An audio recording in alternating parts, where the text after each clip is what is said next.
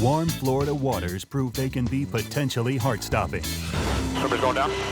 In Clearwater, passengers watch in awe as the crew races to medevac a newlywed off a cruise ship. We're getting ready to rock and roll here. While out in Key West, violent seas threaten the rescue efforts of a scuba diver clinging to life. It's all right. It's all right. It's just the way it's. Sorry, it's kind of a bumpy ride. You still grabbing your hand? The Florida Peninsula, a hotbed for Mother Nature's fury. Here, every day, the brave men and women of the Coast Guard's busiest boat and air stations vigilantly patrol nearly 2 million square miles of turbulent waters, protecting the public from the dangerous elements and preventing foreign threats and illegal drugs from reaching our shores. America's southern waters are protected by Coast Guard Florida.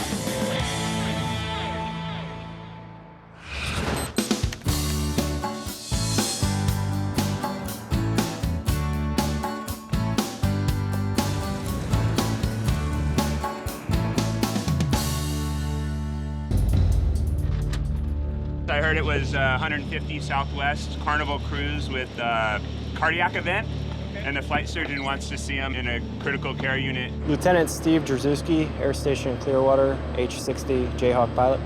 We got the report around 10 o'clock that there was a medical evacuation on a cruise ship. It turned out it was 180 nautical miles to the southwest of Clearwater. A man on board was having cardiac issues and that he needed to come off the vessel. Wind's at about 25 knots out of the north. Sea's about 6 feet out there, so not too bad. I'm not sure if they're going to send up the ship's nurse. I always recommend it just because it never hurts. Yeah. My name is McLean Andrew Cunningham. I'm an aviation survival technician, helicopter rescue swimmer. Anything else? Any other questions? If the medical case is severe, they'll take the nurse. They maintain the medical care, and their scope of practice, it's much higher than ours as EMT basics. All right. Before takeoff checklist is complete. Coast Guard 6011, thanks cleared for takeoff. Clearwater Air Rescue 6011 is airborne with 05 POV. Look at our radar, looks like it's firing.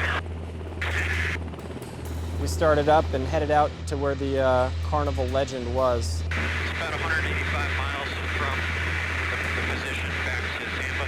Okay. Going that far offshore, although it's not at the limits of the H-60's capability, it's kind of pushing it. So right now we're about 5,000 pounds of gas. Probably gonna take us another, maybe about 1,000 pounds, a little more.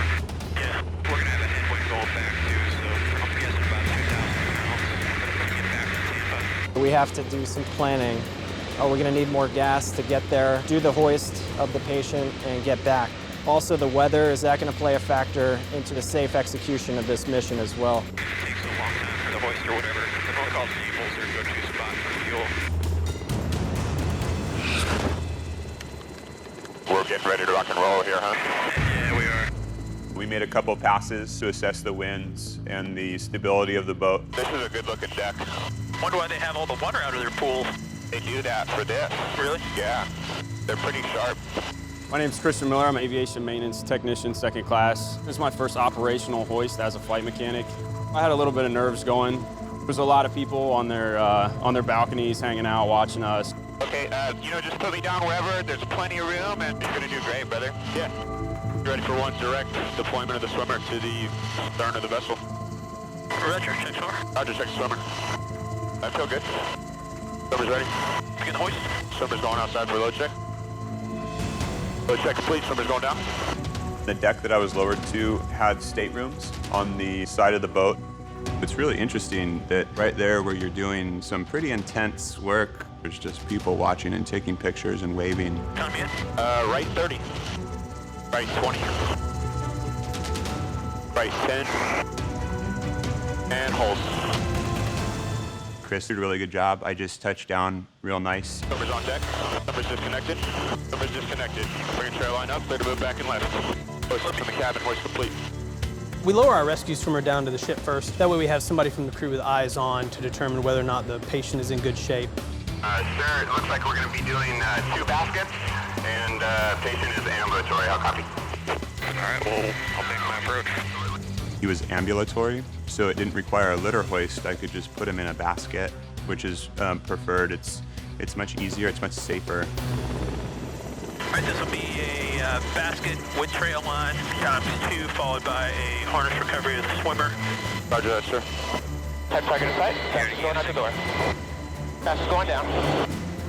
For today's situation, we determined that the best plan of action was to send up the nurse first. That gives us healthcare potential on both the aircraft and the ship. Bring him back to the cabin. And then we bring the patient up second. Now the nurse can tend to the patient while we get him strapped into the seat. And survivor's on his way to the basket. Parachute load.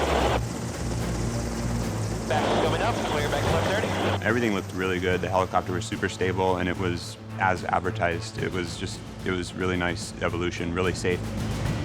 Bring him back to the cabin. The survivor, when I was bringing him up, his eyes are just humongous. I don't think he knew exactly what to think. After I got him out and got him situated, and we got him sat down next to the nurse, he seemed like he calmed down a lot. Swimmer's coming up. Swimmer's outside. Cabin door. Bring your swimmer to cabin. Pretty good feeling for me to actually get that first save. Nice job on the hoist. I'm just excited to have it out of the way and get many more to come, so. Well, knock on wood, I say we're pretty blessed that no one's doing work on this guy back here. I asked him, I says, you ready to get off this boat and hit some dry land? And he goes, nope. He's like, I'm having fun. It was pretty good. Me and my wife Ophelia got married, and we thought a nice cruise would be good for the honeymoon. It was about 4 o'clock in the morning, and I woke up. I started having a pain in my chest, getting harder and harder and harder to breathe. So that's when I decided to get up real quick and go up to one of the staff and tell them about it. So they put in a IV and started this medicine. Really didn't take care of it, but I mean, it slowed it up some. I could breathe easier, but they couldn't risk my life being on the ship. Tampa General Hospital, Coast Guard Rescue Helicopter 6011. The nurse was great. She stood there the whole time, made sure that everything went well. She did a great job. Everybody did. And clear down. Parking brake is on. Thank God for the Coast Guard. They pulled me right off. They did save my life, I believe. Well, I do want to go on a cruise again, though, if they let me. All right, how we doing? Good. Everything was smooth. Okay. It's nice to come into work today and have a safe medevac, and everyone turned out okay, so good day.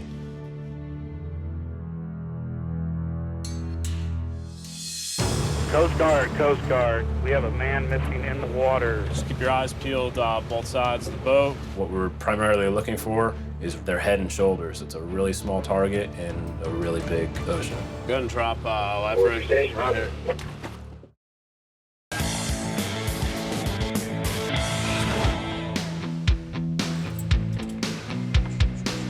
My name is Lieutenant Chelsea Khalil. I work in the law enforcement division here at Air Station Clearwater, and I fly the H-60 Jayhawk helicopter.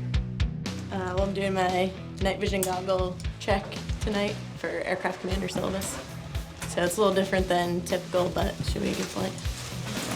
I'm in the middle of my aircraft commander syllabus right now. I've completed most of the requirements. All right, mission requirements are night vision goggle check for myself. Being an aircraft commander means that you're responsible for the safe conduct of the flight from start to finish. Our flight plan will be to MacDill and back. There shouldn't be too many aircraft in the pattern over there, but if for some reason they do have, you know, Air Force guys coming in, we'll just be looking out for them.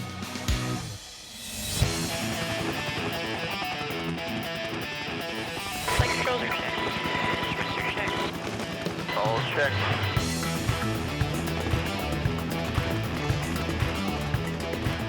And 589 for the 36 for this next scenario. I'll have to get underway and 10 to 15 knots, whatever's comfortable for you guys. We go up to 1,000 feet and then practice landing to a specific point that we pick on the runway. Search light. Crew report ready for approach. Ready for approach. And also we'll be doing running landings, which are a little more tricky at night just because you have less of those visual cues.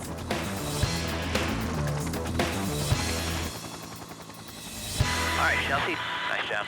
Very good, very good. Everything went really well. I did all the maneuvers as I was supposed to and got good reviews from the flight examiner, so I passed. That means that I'm one step closer. I only have one more flight and an open and closed book exam before I'm an aircraft commander.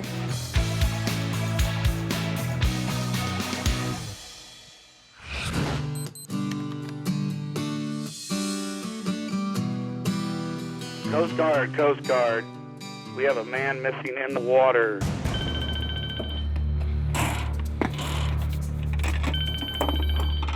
Here. MK3 Jaime Rivas, currently stationed Coast Guard Station Key West. Got the call for a person in the water, approximately 6:30 in the morning. Roger. Person in the water is an urgent situation, don't necessarily know the current of water or how well their swimming is. Try to get it out as fast as we could. Let's go!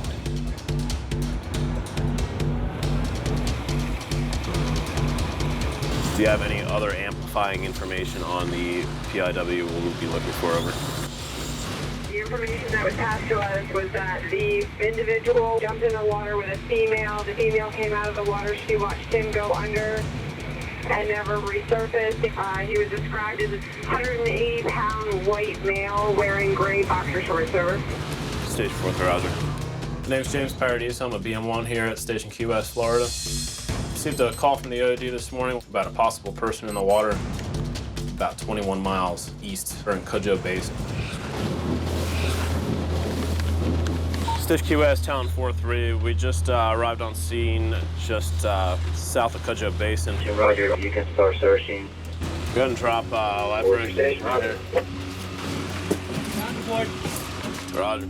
We use a throwable ring buoy attached to a strobe light as a data marker buoy, so that way we can determine the direction of set and drift. It's going to let us know the most probable location where he's going to end up over a period of time.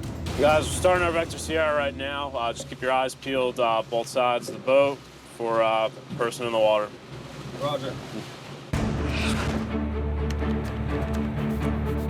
Back on 020. I'm going to go as far as I can on this contour line here. We couldn't get into the basin due to the depth of the water being between 1 and 2 feet inside. What we're primarily looking for is their head and shoulders. It's a really small target in a really big ocean. And we just have to remain vigilant and watchful.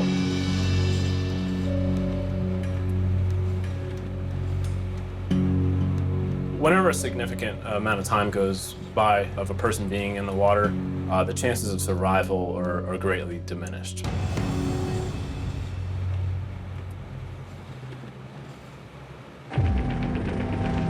We had a dolphin helicopter on scene as well, searching the area. Our datum only moved 40 yards in 10 minutes. I don't even think he's going to be out this way for a long time, just based on how fast that set and drift is and where he went in. Took a long time to get off the boat. And that's if, you know, he's not hung up on anything or scraping bottom. Let him know we're completing our Vector Sierra. Station Key West, Town 4-3. Be advised we have an update on the person in the water inside Cudjoe Basin. Local authorities on scene have located the individual on the weed line and have announced him deceased. Over. We got a call from Sector Key West notifying us that the male had been found on land. Dealing with someone dying or someone not making it is pretty hard. It takes a toll upon you, but you have to reflect upon it and move forward. Be advised at this time we are diverting to 5 nautical miles south of American Shoreline for a report of a possible sighting of a bale of marijuana floating in the water. It's not the norm to immediately get rolled into law enforcement mode. You guys didn't open it at all or mess with it? I got it open. You did cut it open? The only thing that we knew was a female surfaced too rapidly, and when they got her on board, she was unconscious and had bloody froth coming out of her mouth. Can you still hear me? Can you squeeze my hand for me?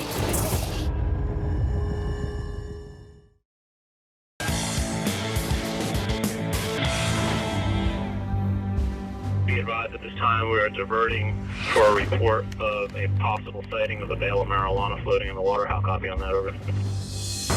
We were diverted to a fishing vessel approximately 11 miles to the south that had spotted a bale of marijuana floating in the water. It's not the norm to immediately get rolled into law enforcement mode. Station 4-3, we just arrived on scene with motor vessel Weekend Bender. All right, how you guys doing? It's a lucky day, like won the lottery, huh? It's the only one that you found right there? Yes, sir. Okay. You guys didn't open it at all or mess with it? We cut it open. You did cut it open? All right. Does it appear to be marijuana or cocaine? Marijuana. Okay. You have the registration on the boat? Anytime something like this is reported, they want to know who it comes from and all that. Not that we're going to keep tabs on you guys. Right? Our main goal is just to take down the information from the vessel, take photo documentation of it, and return it to base. All you guys did was cut it open and remove any of it. No, sir. Now, this bottle of vodka, I couldn't have promised you. We weren't sure if we should bring it on board or just call it in. So we were kind of curious as to what it was. As soon as we cut it, we knew what it was. All right, guys. All right, thank you. Thank you very much. Good luck. We were just trolling along and saw what we thought was a floater. Might be some dolphin on it. So we looked at it, wondered what it was, and picked it in the boat and got it open, smelled it, and it was weed. 3 or 4 different times we found stuff like this. Seems to be out here quite a bit.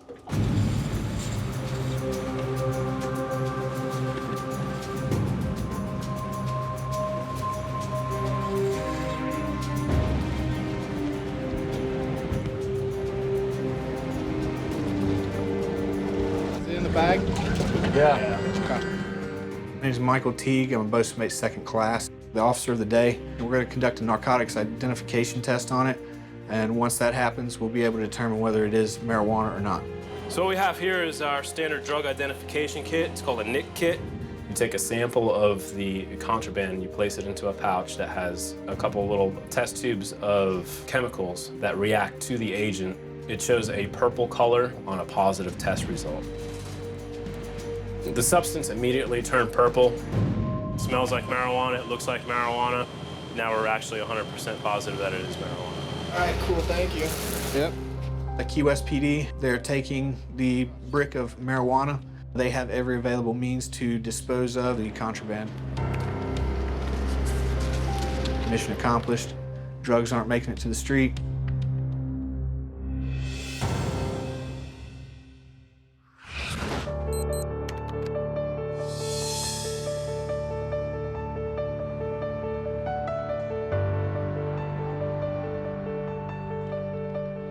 We're just gonna leave your goggles on? Yeah, probably. My name's Lieutenant Chelsea Khalil, and right now we're in the 60 hangar. I'm getting ready to go on my search and rescue check for my aircraft commander syllabus. Once we get down, we'll just head this direction, and you just want to call the snares up because it gets everybody thinking on the same page, come up with the best possible solution. I'm Lieutenant Commander David Marama. I'm one of the MH-60 flight instructors here at Station Clearwater. I have flown with Lieutenant Khalil before. She's done fantastic so far in her syllabus. This is kind of like the final check that we give to ensure that they can safely go out and operate the aircraft and be able to prosecute any mission that we should assign them once that is complete. Crew duties, responsibilities. I'll be in right seat answering the pilot. Lieutenant Commander Marama will be in the left seat answering the co-pilot. Flight mech, rescue swimmer. Any questions or anything to add on the brief? So obviously, we'll do simulated emergencies. Yes, sir. Obviously, stay simulated. Tonight I'll be essentially simulating that you're out on a case and you need to either put the basket down to a vessel that's in distress or lower the swimmer down to people that are in the water. So the point of tonight is just to check and make sure that I'm proficient in those areas and could go out and teach it to someone else. Tower Skirt 6014 is ready for departure to the southwest. Flight controls are checked. Instruments checked. Clear takeoff 1A low, 40 uniform.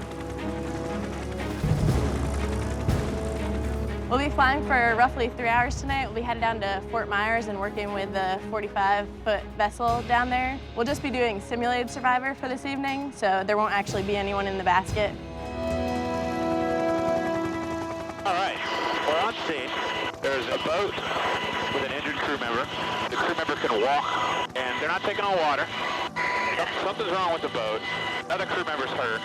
What do you think, ma'am?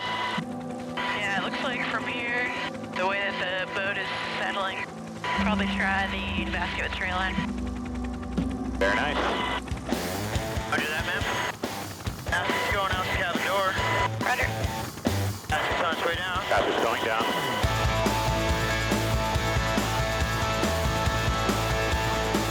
Once we completed the SAR check ride, I knew that I had successfully completed the last thing on my aircraft commander syllabus. And so just looking forward to getting back on deck and officially becoming an aircraft commander.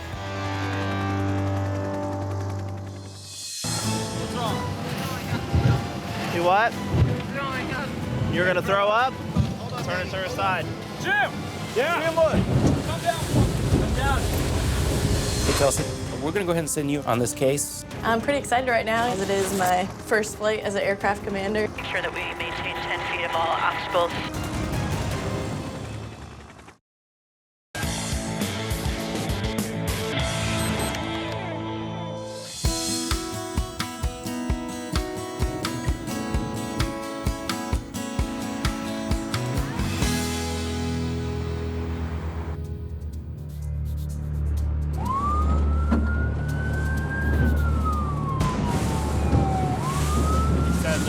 Respiratory shallow, pulse was pounding.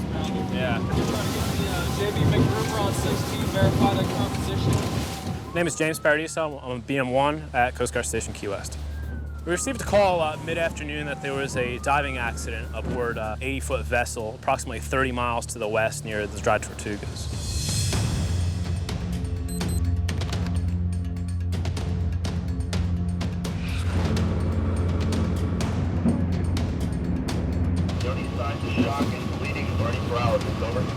The only thing that we knew was a female surfaced too rapidly, and when they got her on board, she was unconscious and had bloody froth coming out of her mouth.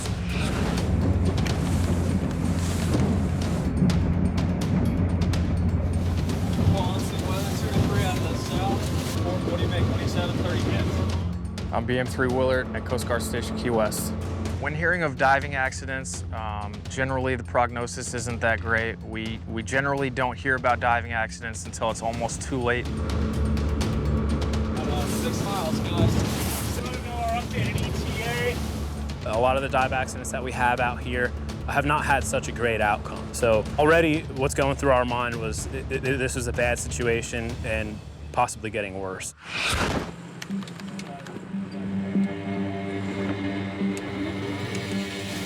JB McGruber. You can tie up right here on my port side. Heads up. Station Talent 4-3. I have 2 crewmen over with Stokes litter to assess the patient. What's her name? Carol. Carol? This is her husband, Jim. Okay. When we arrive on scene, BM3 Canning and I go over on the vessel. We see the patient laying on the deck. She's got oxygen on her, doesn't want to open her eyes. You can feel when they scratch at her toes. When they first got her up, she had bloody froth in her mouth. Her condition doesn't look good right now. Her breathing and her pulse both are weaker than normal. All right, they got oxygen ready on that side. She is unresponsive. We think she had water in her lungs. Her situation is deteriorating on board this vessel. Keep going, buddy. Keep breathing. That's a good girl. They're moving you on the boat, you okay? Ma'am, can you still hear me? Can you squeeze my hand for me? Time was definitely of the essence to get this woman back to the station for care. The faster we got back there, the greater chance that this woman had of possibly surviving. Good girl. Keep breathing, buddy. Station 4-3, be advised. Embark 01 male, 01 female. 4-3 station, roger. Just maintain oxygen augmentation at this time. Yes. Yeah, she's breathing. She's still grabbing your hand? Yeah. She's not grabbing your hand still? Grab my hand for me, ma'am. On the way back, we're monitoring her vital signs, you know, checking her breathing, her circulation, making sure that it doesn't get any more shallow or she doesn't lose a pulse or anything like that. There's the oxygen. You just get that oxygen deep in. Just keep breathing, Carol, okay? Right here. What's up? No, I gotta keep this on you, okay? It's just oxygen, okay? Once we got her on our boat, she was semi-responsive, but she was still in a bad condition. Carol, are you doing all right? Hang on! Hang on! It's all right. It's all right. It's just the way it is. It's Sorry, it's kind of a bumpy ride. Hang on. Our conditions on the return back have worsened. We're looking at more consistent 3 to 4 footers with the occasional 5 footer. She was having a rough ride back there. What's wrong?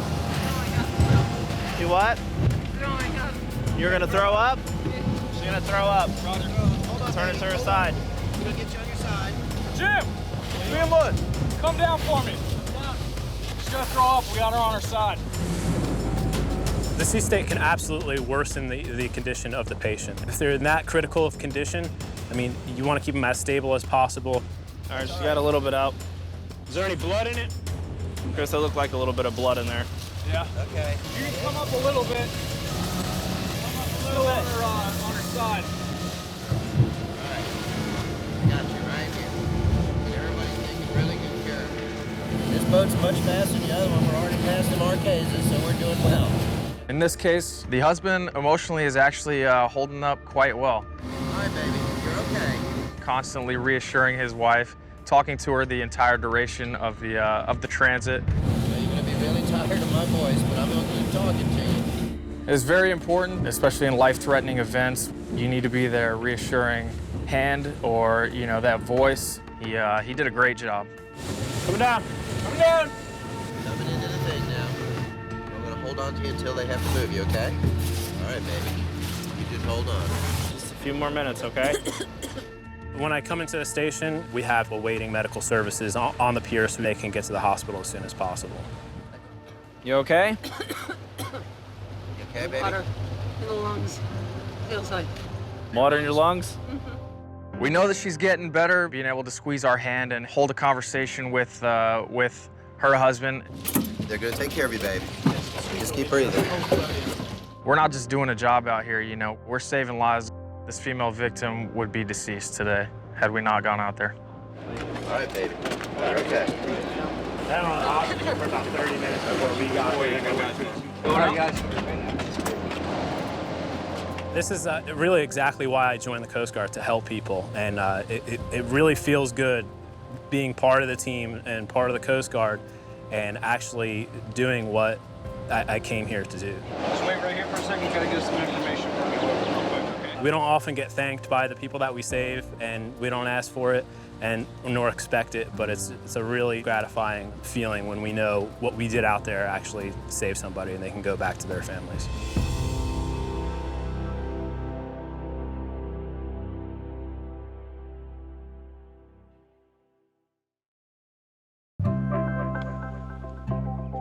Yes. I'm Carol Heffernan, and I'm from Bonita Springs, Florida.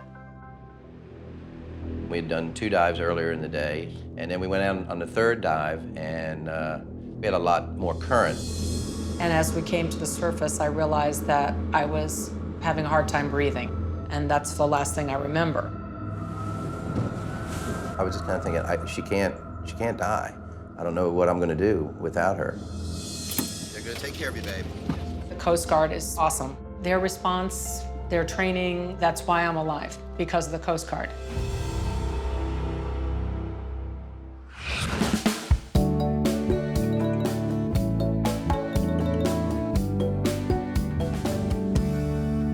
Chelsea, how you doing? Come on Sir, in. doing well. All right. Afternoon, ops. How you doing? Have a Doing well, seat. how are you, sir? I'm here today, sir, because I finished all the requirements for my aircraft commander syllabus, and I have my logbook ready for you to sign. Excellent. And if you have a few words to... I do. How'd the syllabus go?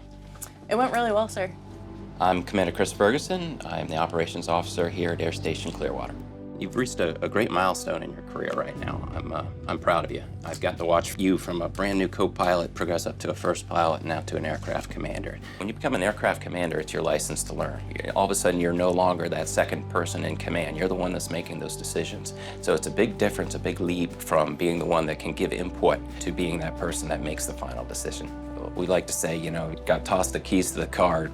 You know, it's time to go learn. You're going to be going out there to complete some demanding cases. You'll come across them in your career, but you've always got to know your limits.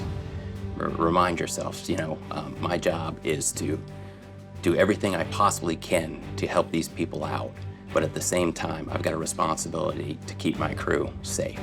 Always improve. and seek excellence. And you know, I just want to say congratulations, and go out there and keep everyone safe, and do a great job. Yes, sir. All right. Thanks. Thank you very much. Congratulations. Thank you, sir. My meeting with ops went really well. He said pretty much what I was expecting, that I'm now responsible for the safe conduct of flights when I go out and sign as the aircraft commander. And so I'm looking forward to flying my first flight. For Chelsea, this is her first aircraft commander duty, as well as her first medevac. And I can only imagine what's going on in her head. How are you going to approach the boat? It looks like you're going to have two obstacles there.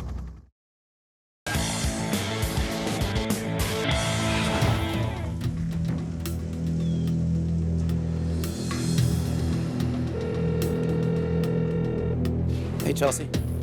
Hey, we're going to go ahead and send you and Pat on this case. Right now, they're making 17 knots in towards Cape Canaveral.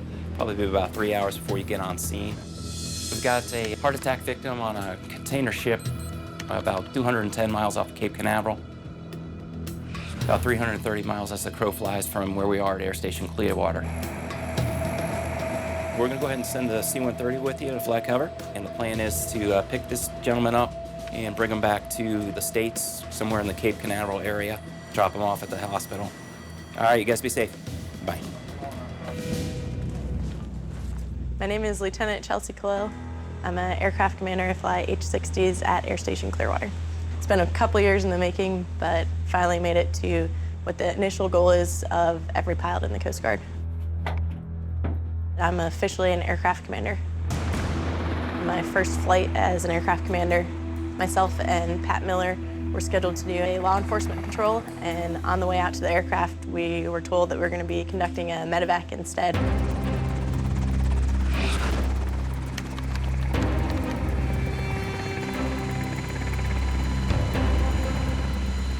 I was just thinking, did they say whether he was ambulatory or not? Because we don't have a litter with us, do we? Yes, we do. We do? Okay. Probably should have asked that question before we left, but now we're 3:30 away from that point. Because of the distance offshore, we had a C-130 that was flying cover. They fly out there. Because they're a lot faster, they get on scene prior to us, and they were able to talk to the vessel, get them facing the right direction for us to conduct the hoist. I am AET-2 Brandon Critchfield. I'm a flight mechanic here at Air Station Clearwater. On a medevac like this, a lot of things come to mind. Is the patient ambulatory? How bad are they feeling as far as pain, discomfort, things like that? By the time we get out there, a lot of things can change as far as the patient goes. So it's best just to prepare for the worst and hope for the best.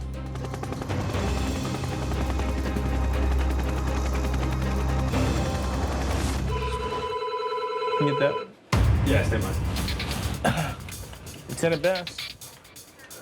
Okay, ready to copy, updated. Okay. 1716, Clearwater Air. Okay, new position is north 28.26 minutes. Lieutenant Sumunga Bass, HC-130 pilot and operations duty officer for today. Roger, have a good one. All right, take care. For Chelsea, this is her first aircraft commander duty, as well as her first medevac. I mean, this is what we train for, and I can only imagine what's going on in her head.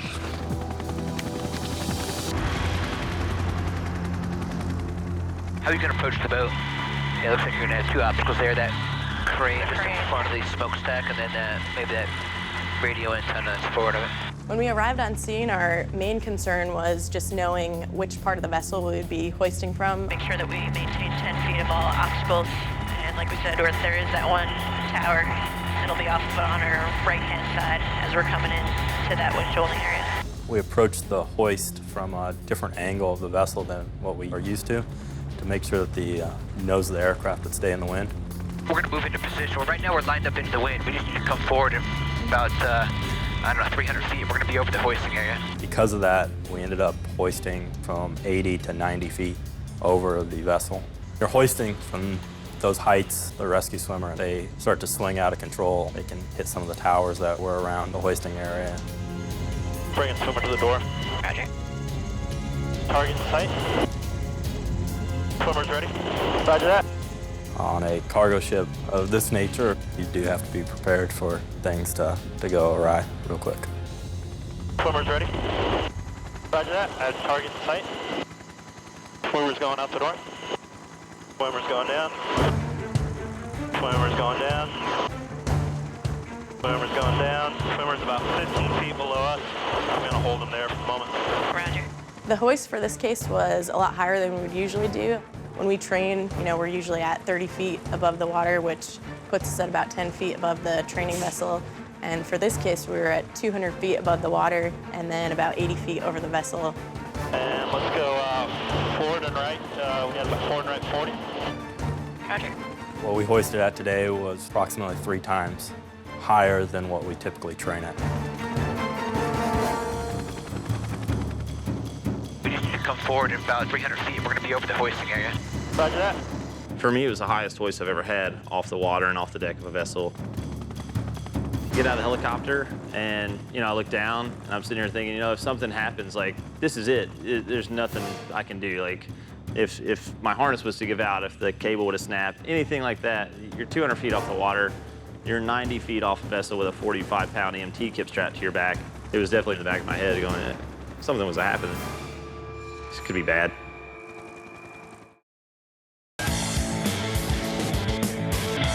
Make sure that we maintain 10 feet of all obstacles. Basically, we've got a heart attack victim on a container ship about 210 miles off Cape Canaveral, about 330 miles as the crow flies from where we are at Air Station Clearwater. Swimmers going down. Roger. Hold. Swimmers going down. And the swimmer is on deck. Roger. Swimmer's disconnected from the hook. Swimmers are right. And seems to be walking there into the little porthole there. Roger. Contact for the patient. I'm going to sit down with him for a second, getting his vitals before we get in the helicopter. Roger. We ended up putting our swimmer down to evaluate the patient. He was sitting with him for about 3 or 4 minutes, got his vitals, and prepared him to get into the rescue basket. 6014 is rescue swimmer. The patient's been briefed. I got a good set of vitals on him, and we're going to be walking towards the hoisting area right now. Okay. Basket's going out the door. Roger. Basket's going down. Roger. Basket's on deck. Roger. Swimmer's having the patient come out to the basket right now. Roger. Patient's inside basket. Taking the load. When you're hoisting from those heights, cable management is a very big issue, as well as swing gear and the safety of the rescue swimmer and the patient. If they start to swing out of control, they can hit some of the towers that were around the hoisting area. Basket's coming up. Roger. Hold. Basket's just below cabin.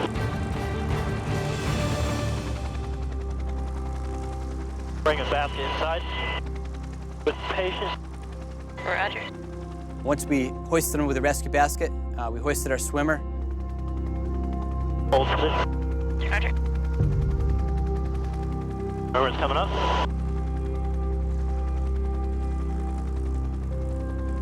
Swimmer's coming up.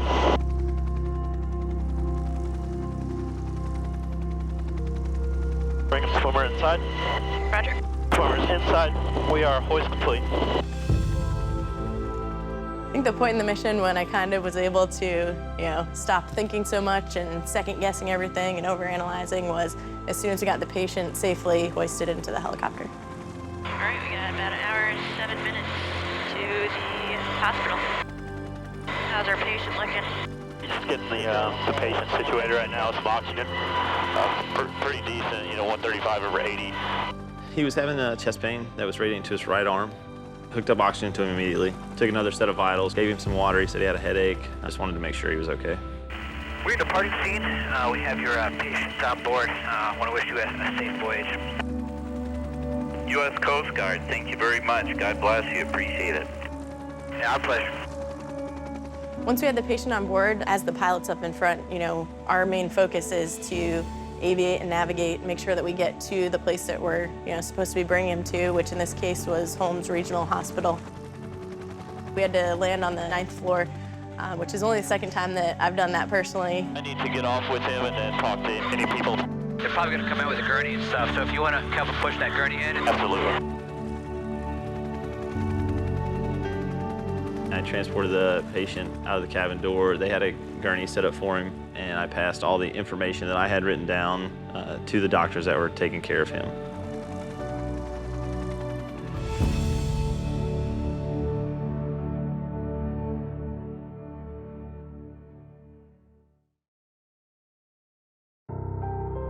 My name is Rayford Nixon. I've been sailing actually for about 18 years. I'm actually the chief cook. It was during lunchtime is when this happened. I felt like somebody just punched me in my chest. This had been another day out. There's no telling what could have happened. If it didn't work, there's nothing else they could have done for me. Being in the military for 23 years, I've seen rescues, but for me to actually be the individual, the victim that was going up and being rescued, I was really impressed. So I thank all of them.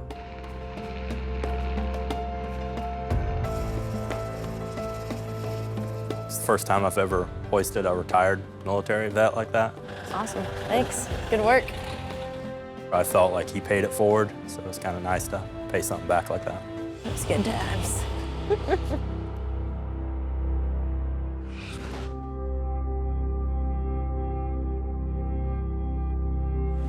I feel pretty good right now as far as, it was my first ever aircraft commander flight, which also happened to be the first time that I was an aircraft commander in a medevac situation. Seeing my logbook get signed and becoming an aircraft commander made me feel like I had completed an accomplishment that I've been trying to achieve for a couple years now, so I'm definitely proud that I've achieved that. Being in the Coast Guard feels really good because you know that at the end of the day you can go home and you feel like you've made a difference in the world.